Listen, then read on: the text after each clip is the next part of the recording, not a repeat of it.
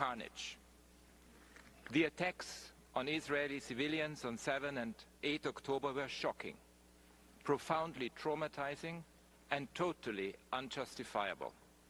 The killing of civilians, reports of torture and sexual violence inflicted by Hamas and other Palestinian armed groups, and the holding of hostages since that time are appalling and entirely wrong.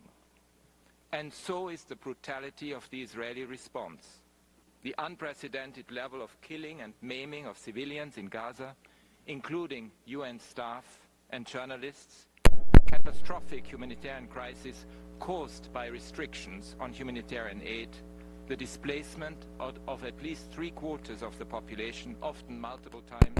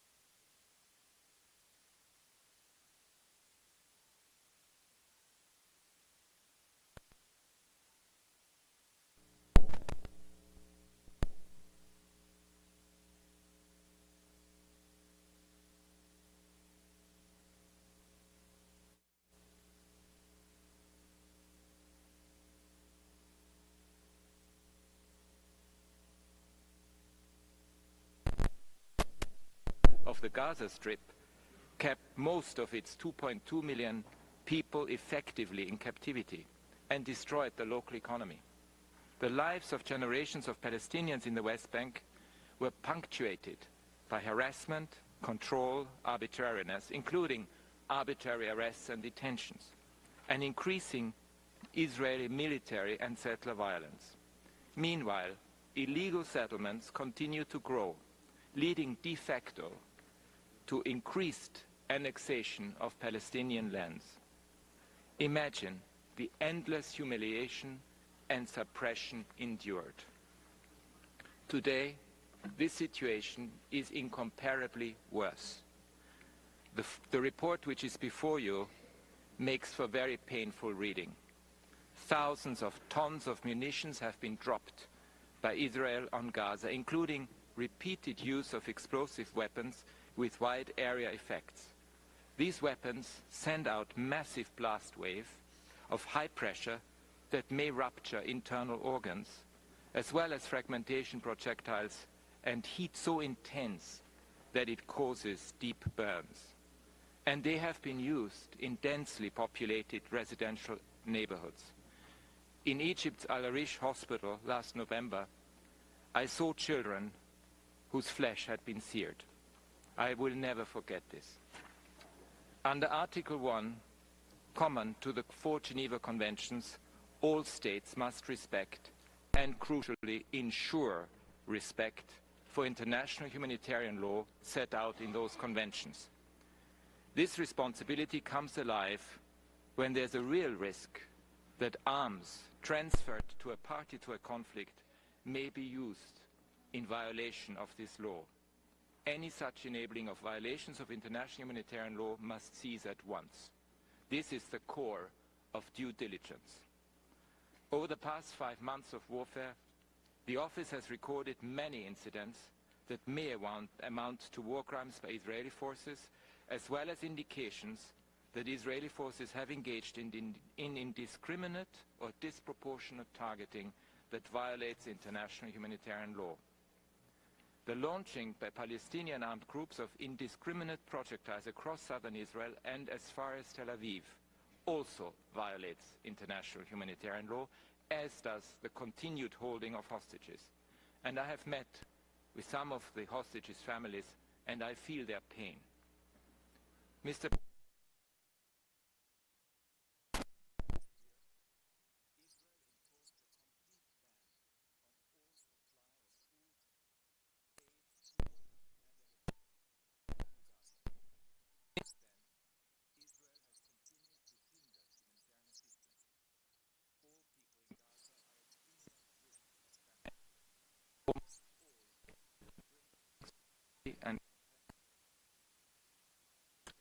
the territory is barely functioning.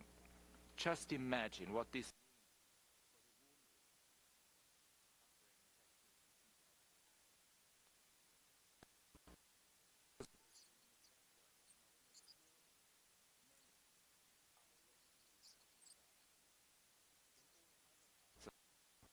humanitarian assistance has become extremely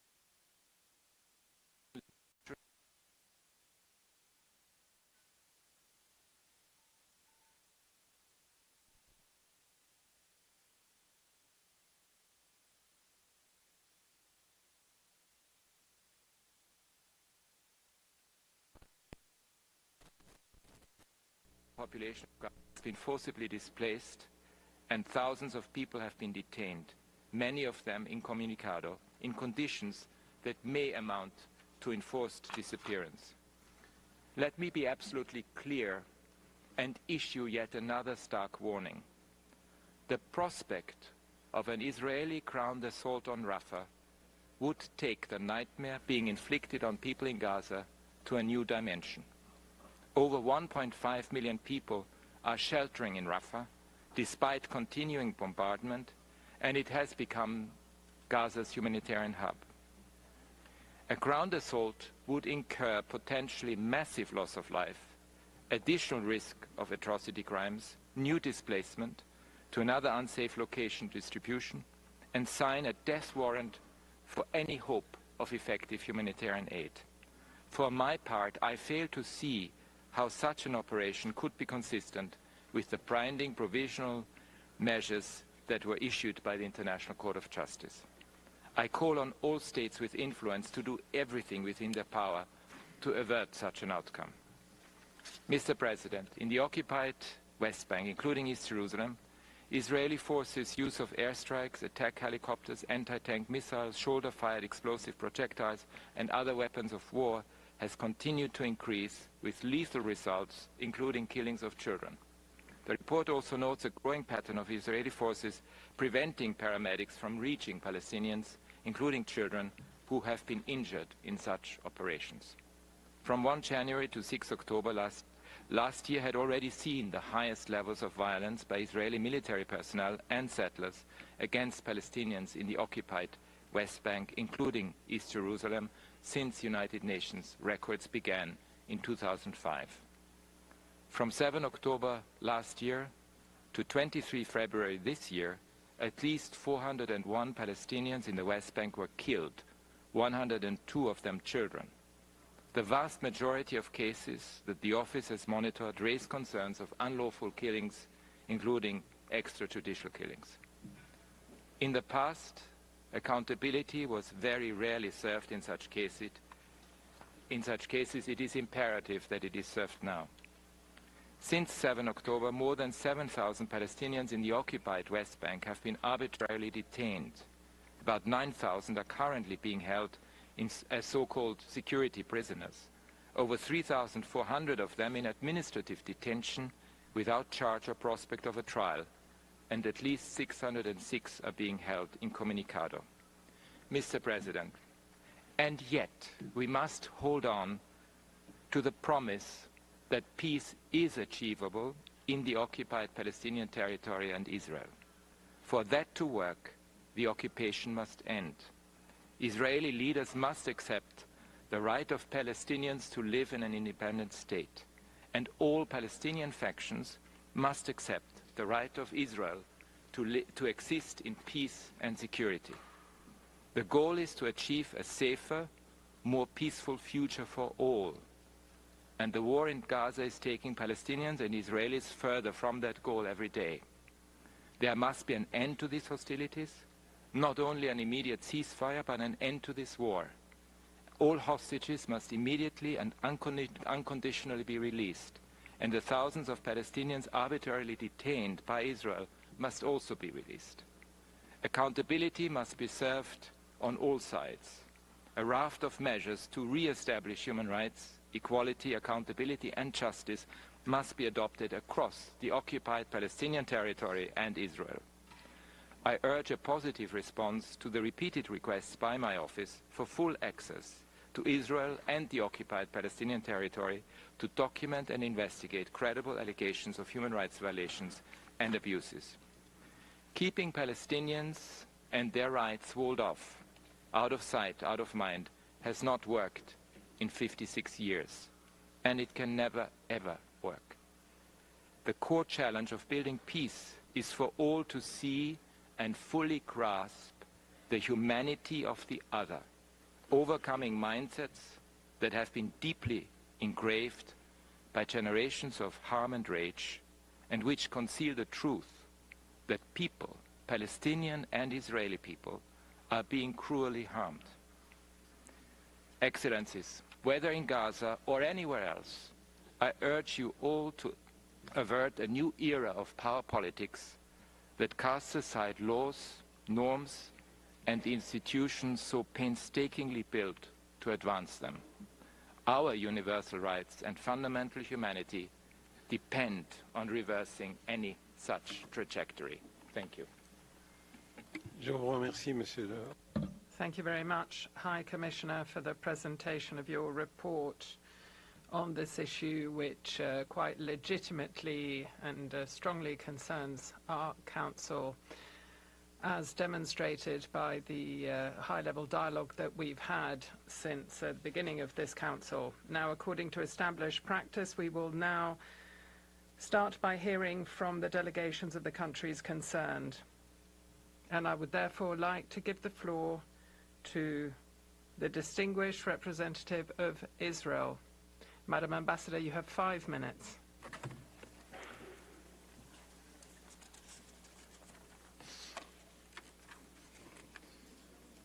Thank you, Mr. President. Israel is at war with a terrorist organization that perpetrated one of the most heinous and deadly terrorist attacks of modern times.